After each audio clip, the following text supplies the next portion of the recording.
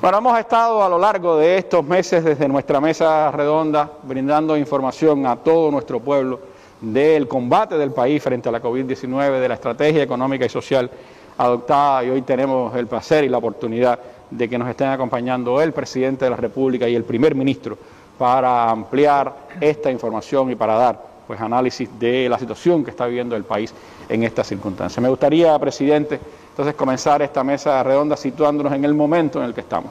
Cómo Cuba está enfrentando las circunstancias sanitarias, las circunstancias económicas y políticas que tenemos por delante. Bueno, ante todo, buenas tardes, Randy, y un saludo y un abrazo para todo nuestro pueblo. Yo creo que el contexto mundial complejo que se estaba viviendo en el mundo con la llegada de la COVID-2019 se hizo más incierto y más desesperanzador.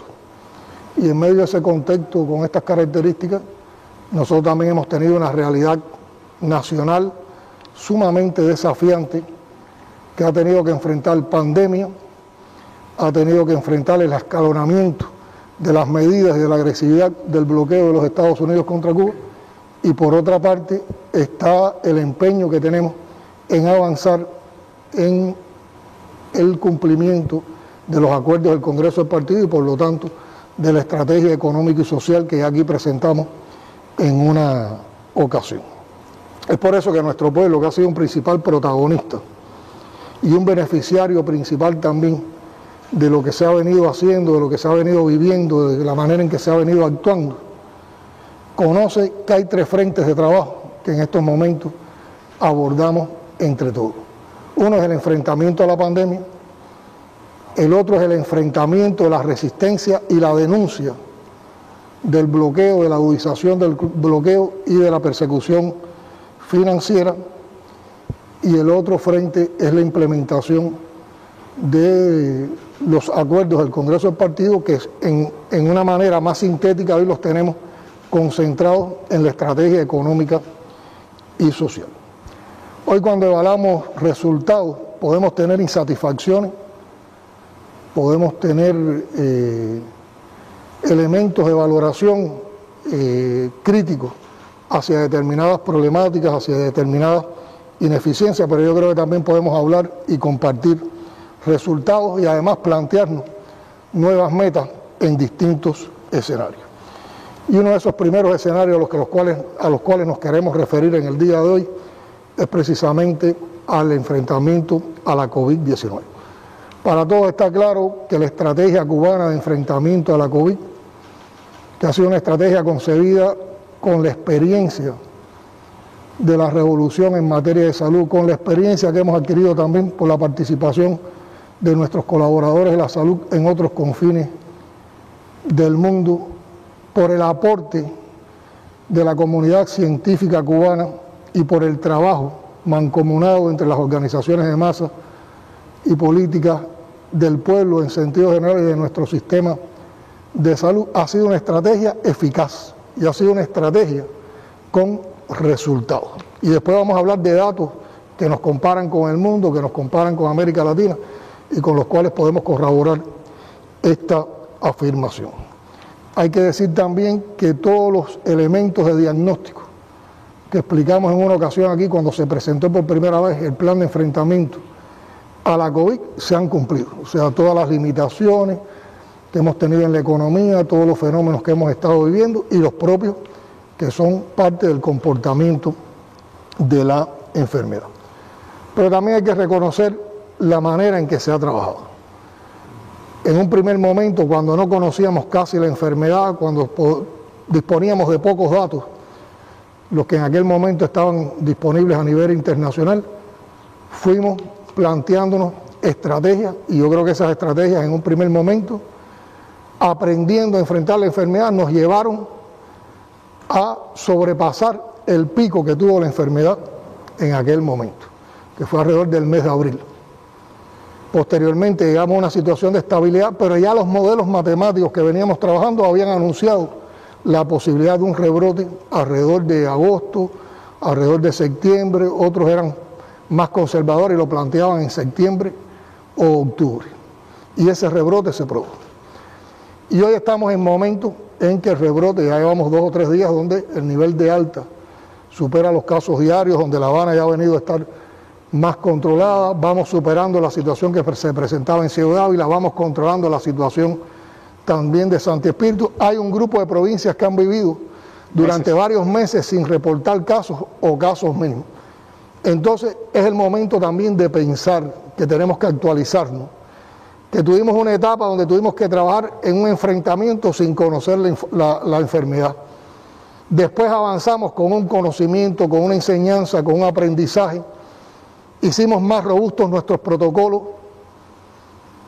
un aporte científico tremendo, más de 13 biofármacos están en ensayos clínicos en estos momentos dando resultados. Nosotros acabamos de llegar a esta mesa redonda después de haber tenido hoy un encuentro con la comunidad científica donde se presentaron un grupo importante de resultados que el pueblo también conocerá y la perspectiva que hay de otros resultados. Y además trabajada la ciencia como innovación de una manera muy integral y muy multidisciplinaria, porque hemos llegado hasta los temas, se han integrado. Hasta los temas de psicología, de apoyo psicológico. La genética, todo. De apoyo psicológico. Por lo tanto, nosotros tenemos que actualizar la manera en que estamos enfrentando a la COVID. Es lógico que sigamos con la cantidad de restricciones que tenemos, o es más inteligente comenzar a plantear una estrategia que sea capaz de convivir con la enfermedad, ir reanimando nuestra actividad económica y social, ir fortaleciendo a partir de las experiencias que tenemos y de la confianza en nosotros mismos, los protocolos y también los modos de atención con procedimientos prácticos, sencillos pero rigurosos, y ir aspirando a esa normalidad o nueva normalidad en la cual es posible convivir con la enfermedad con un mínimo de riesgo si hacemos las cosas bien. Y es precisamente de eso lo que se trata, y se aprobó en la última reunión del Buró Político presidida por el general de Ejército, Raúl Castro Ruz, como primer secretario del partido.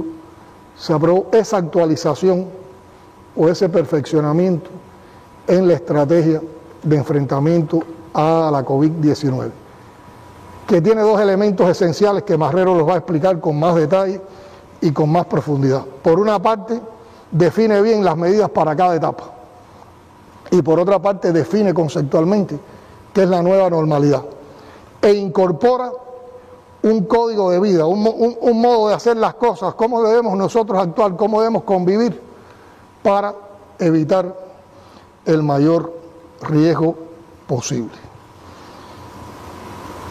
Y en base a eso yo creo que nosotros tenemos que explicar bien para que haya confianza en la población, para que aumentemos la percepción del riesgo, para que nos demos cuenta que el virus está constantemente acechando y aprovechando cuando hay una mala actuación, cuando hay una violación de las medidas que tomamos, y eso es lo que nos demuestra siempre. Por ejemplo, los casos que provocaron mayores repuntes de rebrotes siempre estuvieron asociados a problemáticas familiares, comunitarias o a problemáticas en instituciones, incluso nuestras instituciones estatales. Cuando se violaron protocolos, cuando se violaron medidas, ahí aparecieron los casos.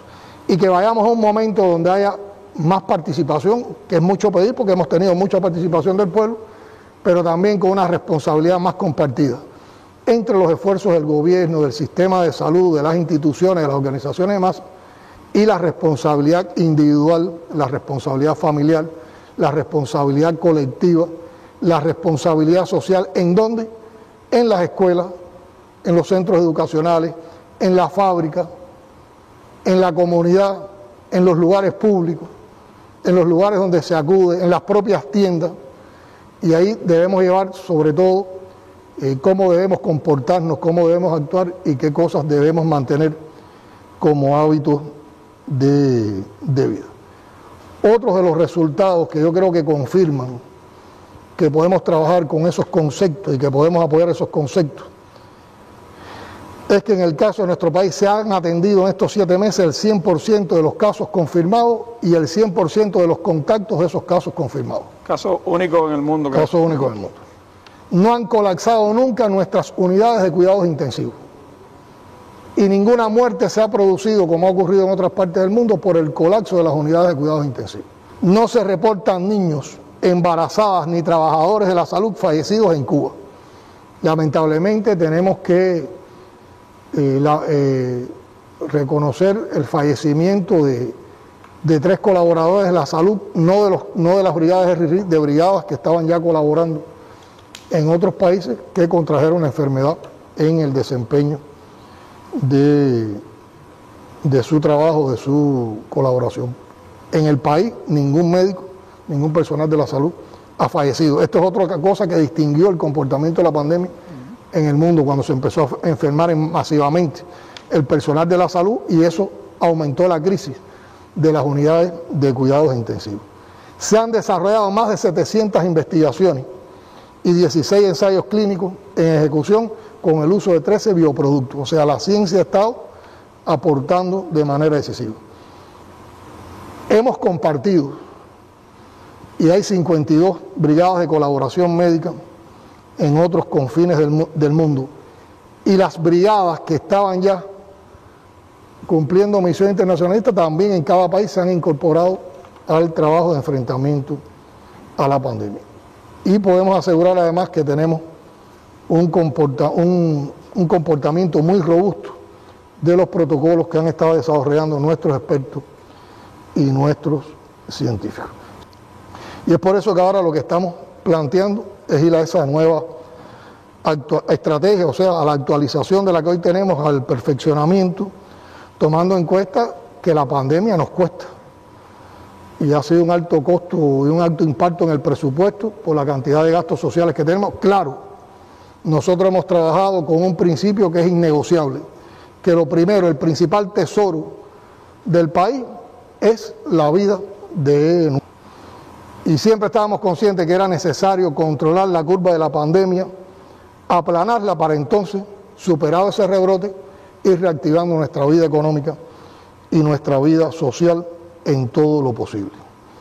Teniendo en cuenta esa fortaleza de nuestro sistema de salud, teniendo en cuenta esa experiencia, teniendo en cuenta esas potencialidades y teniendo en cuenta también los aprendizajes que hemos logrado en estos tiempos. Y es por eso que se ha preparado una estrategia que va más allá de cierres y cuarentenas por área y que establece un grupo muy práctico de procedimientos operativos bajo principios de racionalidad, ciencia, innovación y evaluación permanente de los riesgos, para aprender a vivir con la enfermedad con el menor riesgo. O sea, todos estamos llamados a un nuevo aprendizaje y todos estamos llamados a proponernos un nuevo modelo de vida que nos permita convivir con la enfermedad durante un tiempo prolongado. Y esas son de las cosas que hoy queremos explicar, que Marrero va a explicar con todo detalle. Habrá que cambiar algunos modos de actuación en lo adelante, bajo un criterio más riguroso de detección a tiempo, de manera oportuna, de los casos y de los contactos. Trabajaremos con aislamientos que no siempre llevarán a que el aislamiento tiene que ser en un centro. Si lo hacemos bien, puede ser en casa, puede ser seguido permanentemente por el sistema de atención primaria que tenemos y que también se ha fogueado y ha aprendido y se ha fortalecido en esta situación. Nosotros como gobierno incluso vamos a retomar el sistema de trabajo que veníamos desarrollando y ya en este mes vamos a visitar 2 provincias. Ahora también vamos a usar estas provincias para dar el ejemplo en materia de actuación en esta nueva normalidad. Tenemos mucho interés en intercambiar con la población, pero tendremos que hacerlo en lugares abiertos, donde se preserve el distanciamiento físico, donde se haga uso del nasobuco en todos esos encuentros, y yo creo que de esa manera también vamos, por una parte, dando ejemplo, demostrando cómo se pueden hacer las cosas en estos tiempos, y también vamos moviendo y revitalizando las actividades del país. O sea que es hora de elevar responsabilidad, tomando en cuenta que el comportamiento responsable de cada uno de nosotros tributará a una mejor calidad de vida en toda nuestra población. No es el momento de aglomerarnos, no es el momento de saludarnos de manera efusiva. Hay otras maneras de saludarnos que pueden transmitir también el cariño que nos profesamos. Hay que usar el uso de la mascarilla Yo creo que no hay que esperar a que digamos si la mascarilla o el nasobuco hay que usarlo de manera obligada o no. Yo lo que creo que hay que ser responsables. Y cada vez que vayamos a compartir en espacios, sobre todo en espacios públicos y en espacios cerrados, con más personas vamos a usar el nasobuco, porque sí está demostrado las implicaciones que tiene en impedir transmisión de la enfermedad. Vamos a lavarnos frecuentemente las manos, vamos a defender la mayor higiene posible y por supuesto las instituciones de salud y los organismos exigirán mayor calidad y envergadura del pesquisaje y de la encuesta epidemiológica.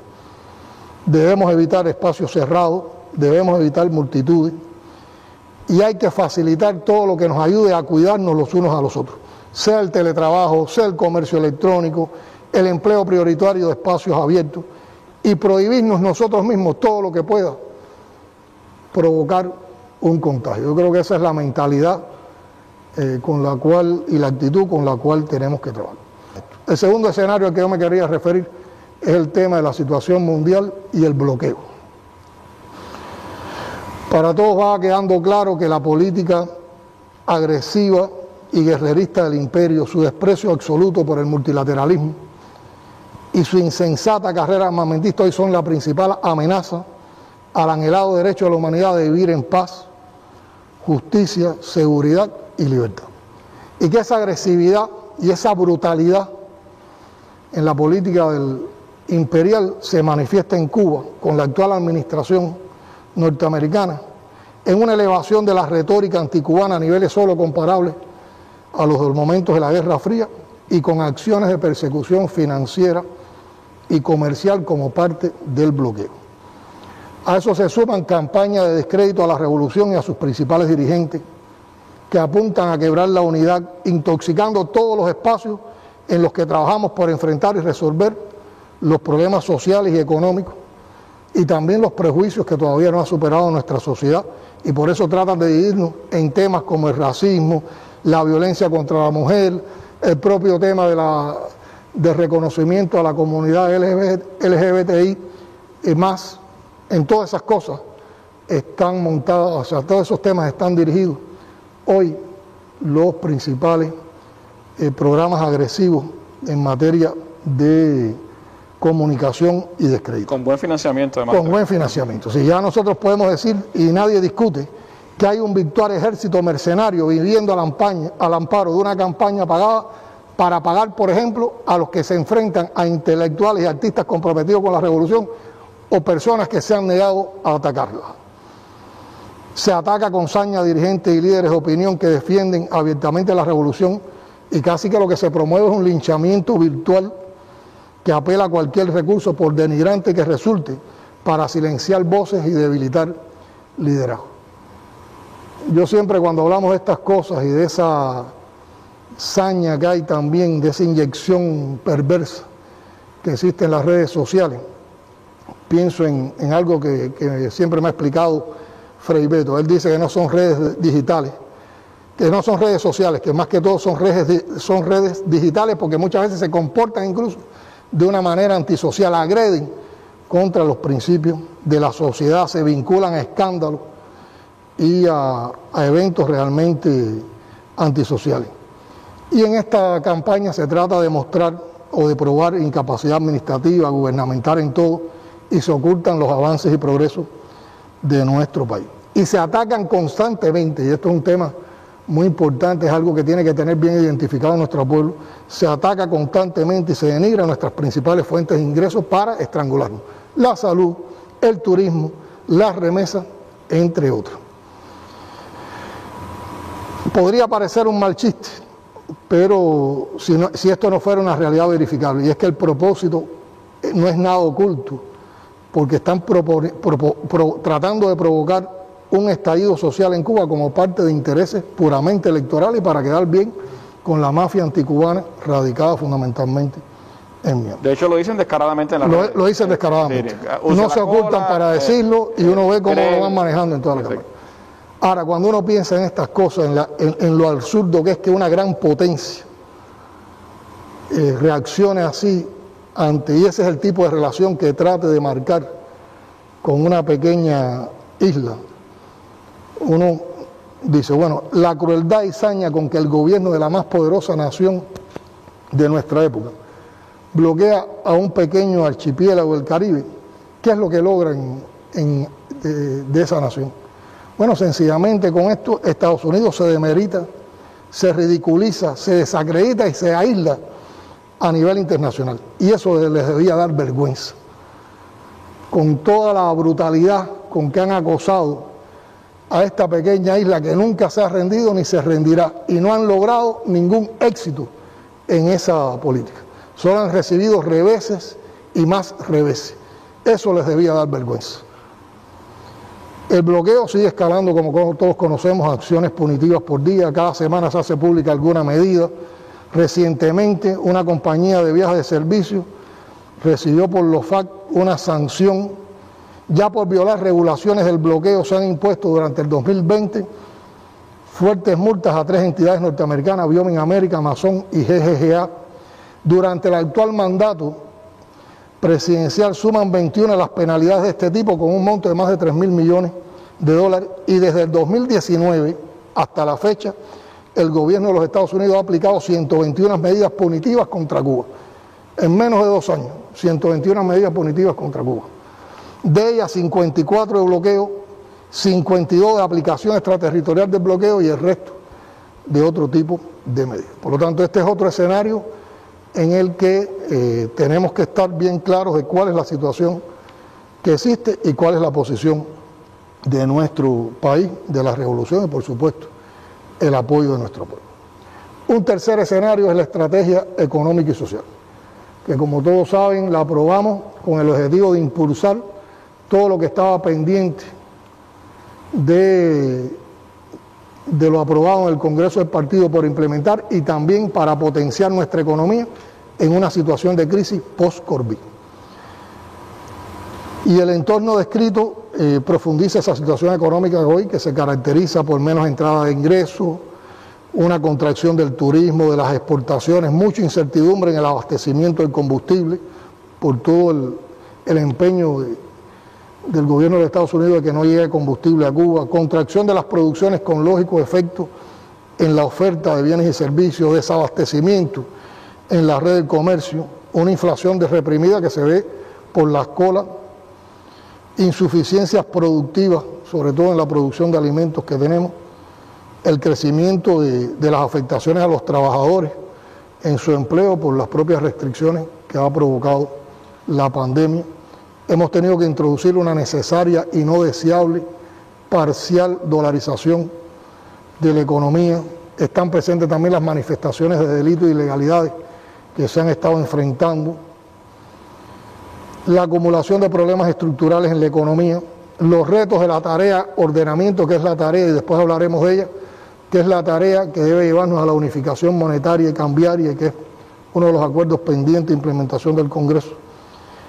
Todo ese contexto nos está obligando a imprimir un mayor ritmo a la implementación de esa estrategia, y se está trabajando con énfasis, y no podemos decir que porque hay una voluntad de trabajar con énfasis, con intensidad, sea tan fácil, en la transformación de la agricultura y en el redimensionamiento empresarial de ese sistema, y sobre todo en su relación más adecuada con todas las formas de producción, en el incremento de la producción industrial, en estimular todas las ofertas de bienes y servicios posibles, tanto del sector estatal como del sector no estatal, en poner en marcha el verdadero fortalecimiento de la empresa estatal y las transformaciones pendientes en las formas de gestión no estatal, y transformar y modernizar el comercio. Ahora, dentro de esa estrategia está la tarea ordenamiento.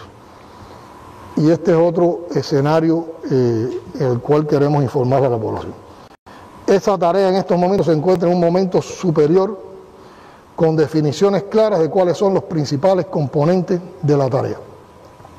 Y en una reunión del Buró Político del Partido, que se celebró los días 23 y 24 del pasado mes, o sea, muy reciente, se examinó el informe integral que da como término la concepción de la tarea, el cual fue aprobado con un grupo de indicaciones sobre las cuales se trabaja. Y ahora se está trabajando de manera muy integral en capacitar a todas las personas que están involucradas, y la envergadura de esta tarea es muy grande. Este es un trabajo integral, conceptualmente profundo, abarcador, que ha llevado años de estudio, y que tiene en cuenta múltiples interrelaciones en la economía. Y entonces ahora estamos capacitando a todos los que están involucrados en el desarrollo de esa tarea y en crear las condiciones en todos los ámbitos en los que va a producirse impactos de la tarea para crear las condiciones de poder ir a su implementación. Y por lo tanto, cuando se vaya a su implementación, oportunamente, y voy a ampliar después, se le informará a la población cómo se va a hacer. Pero hay que separarse de las bolas y hay que separarse de las falsas noticias. En días pasados alguien dijo que ya el ordenamiento se iba a hacer y la gente salieron para los bancos a cambiar dinero desesperadamente. Finales de septiembre, porque era el 1 de octubre. Porque era el 1 de octubre. Se nos produjeron lamentablemente algunas filtraciones de personas que han participado en los cursos de capacitación que se han estado realizando continuamente, y las personas que filtraron información, primero filtraron la información que se está usando en el curso como base de estudio para explicar los procesos. Que son demostrativas, no quiere que decir son demostrativas, no tienen todos los elementos.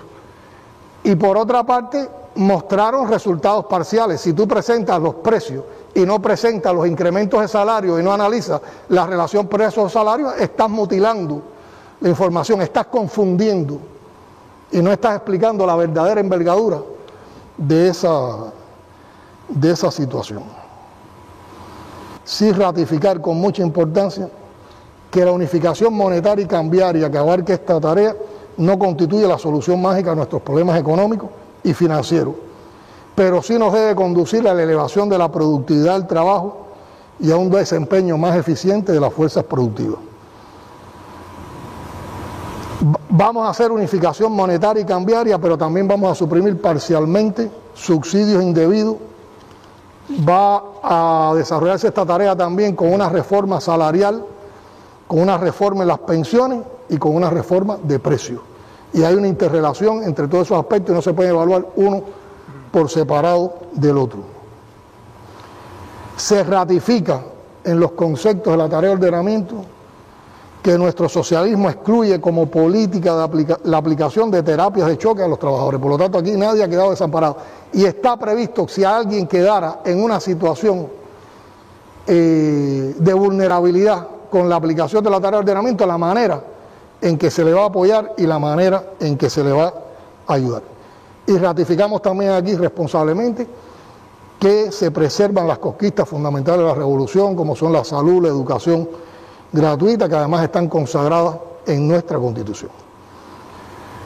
Queremos también, pues sabemos que es una de las mayores preocupaciones que tiene la población, que en una primera etapa se mantendrá vigente la libreta de abastecimiento como un mecanismo que asegure el acceso de la ciudadanía a la compra de artículos básicos en condiciones de déficit de oferta y proteja contra las intenciones de acaparamiento y especulación. Por lo tanto, nadie tiene que tener preocupación con eso.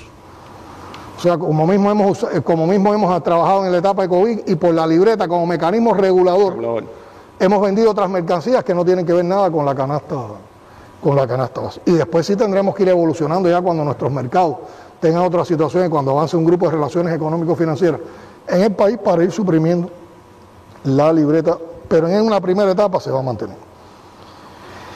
El Estado cubano, y este es uno de los temas en los cuales más confusión se ha creado, el Estado cubano ratifica que garantizará los depósitos en los bancos de la población y de las personas jurídicas, sean nacionales, extranjeras, así como todo el efectivo, esté en CUP, esté en CUC o esté en moneda libremente convertible. Ese es un principio que lo inició el comandante en jefe cuando dio la seguridad de que en Cuba se podrían abrir cuentas en diferentes monedas. Ese es un principio que ha estado ratificando y preservando constantemente el general de ejército Raúl Castro, y ese es un principio que está bien concebido de esa manera en la tarea de ordenamiento. Por lo tanto, nadie tiene que tener preocupación con sus cuentas, sea en CUP, sea en MLC o sea en CUC, incluyendo nuestros colaboradores, porque ya sabemos de falsas noticias que se han estado propagando en algunas misiones de colaboración cubana en el exterior, y donde de manera también muy desorientadora, muy mentirosa, le han estado diciendo a la gente que van a perder sus cuentas y que van a perder dinero. Ese dinero va a ser respetado. Aquí yo quiero también explicar una cosa, nosotros no vamos a un cambio de moneda como el que se hizo aquí en los primeros años de la revolución. Nosotros, de las monedas que tenemos, nos vamos a quedar con la moneda nacional, que va a tener una convertibilidad con la moneda libremente convertible, ya. Y todo el proceso que hace falta para que la gente, en dependencia de los montos de moneda que tengan de cada tipo, en ese proceso se vaya llegando a lo que consiga el proceso, va a haber todo el tiempo necesario para hacer todas esas transacciones. Por lo tanto, el día que se diga ya se va a aplicar la tarea de ordenamiento, no hay que ir en desbandada para los bancos ni nada de eso. Va a haber todo el tiempo para ir convirtiendo como quieran la gente sus monedas en función de las que van a estar existiendo. Y esa es otra garantía que queremos dar, porque creo que también le quita dudo a nuestro pueblo. Entonces, en las próximas semanas, ¿qué vamos a hacer? A partir de la semana que viene, que tenemos que coger el programa como un programa del gobierno, el viceprimer ministro Alejandro, con ministros y con los compañeros que bajo la conducción de Marino Murillo han estado atendiendo los temas del ordenamiento, van a venir a sistemáticamente explicar todos estos temas. Entonces, primero vamos a explicar del ordenamiento. ¿Qué es el ordenamiento? ¿Cuáles son los conceptos fundamentales? ¿Qué es unificación monetaria? ¿Qué es unificación cambiaria? ¿Cuáles son las relaciones? ¿A qué conduce? ¿Por qué? ¿Cuál es la envergadura? ¿Cuál es la magnitud? ¿Cuáles son los beneficios? ¿Cuáles son los temas en los que tenemos que tener una observancia? Y vamos a ir preparando a la población para que la población comprenda este complejo proceso, para que no haya falsas expectativas, para que de verdad se sepa qué es lo que facilita y qué es lo que no facilita. Y cuando ya estén dadas todas las condiciones que estamos trabajando con la capacitación y el aseguramiento de la tarea, y se decida la fecha en que se aplicaría la tarea, también con tiempo y con oportunidad nuestros medios de comunicación masiva daremos la información a la población de qué día se empezaría a aplicar y de qué manera se operaría entre el día en que se anuncie hasta el día en que se inicie el proceso. Por lo tanto, les pedimos a la población confianza. Este es un proceso que permitirá destrabar muchas de las cuestiones que hoy no permiten el avance de otras medidas de la actualización del modelo económico y social cubano de desarrollo socialista. Se favorece el sector exportador a recibir mayores ingresos en CUP por los productos exportados. Se propicia la corrección de precios, lo que permite que los bienes nacionales resulten menos costosos si se producen con eficiencia que los importados. Crea incentivos para elevar la eficiencia y la competitividad del sector empresarial. Esto es relevante a los efectos de propiciar la sustitución de importaciones y los encadenamientos productivos de manera eficiente. Permitirá mayor transparencia en la contabilidad. La devaluación de la tasa de cambio y el ajuste de precios mayoristas garantizarán la corrección de las actuales distorsiones en los balances empresariales y en los estudios de las inversiones, lo cual facilitará, entre otros aspectos, el proceso de asignación y el análisis para el otorgamiento de subsidios. La adecuada estructura de costos y precios facilita significativamente la evaluación de los proyectos de inversión extranjera directa y crea las condiciones para establecer comparaciones en base a parámetros internacionales.